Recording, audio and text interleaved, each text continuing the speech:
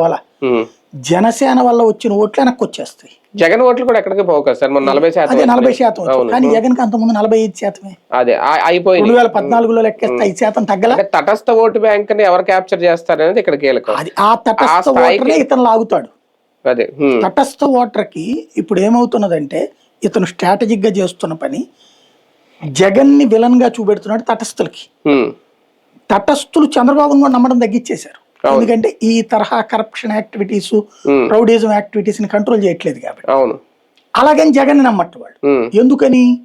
జగన్ దగ్గర కూడా అట్లాంటి దౌర్జన్యకారులైన భాష ఉన్న వాళ్ళు ఉన్నారు కాబట్టి, ఈ గతంలో చూశారు కాబట్టి వాళ్ళకి ఇప్పుడు ఒక ఆల్టర్నేటివ్ కనబడట్లేదు. ఇతను ఆల్టర్నేటివ్ అవుతాడు.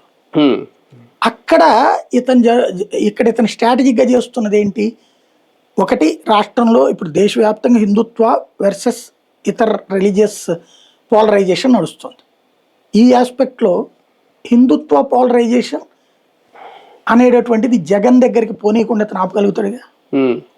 సనాతన ధర్మ ఇవన్నీ ఇష్యూస్ అన్ని బీజేపీ కూడా కలిసింది అనుకుంటా. బీజేపీ జనసేన కలిసి ఉందనుకోండి, జగన్ దగ్గరికి ఓటు పోదుగా తటస్థ ఓటు. ఇప్పుడు హిందువులలో కట్టర్ హిందువులు ఎవరైతే ఉన్నారో వాళ్ళు చంద్రబాబును కూడా నమ్మనోళ్ళు జగన్ ని నమ్మట్లేదు.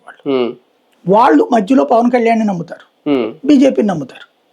ఇట్లాంటి స్ట్రాటజీ ఉంటుంది అతను ఏంటంటే, ఓ రకంగా చెప్పాలంటే అన్ని చోట్ల కచ్చి ఫేస్ పరిచేస్తున్నాడు పవన్ కళ్యాణ్. పాలనలో నేను పర్లేదు,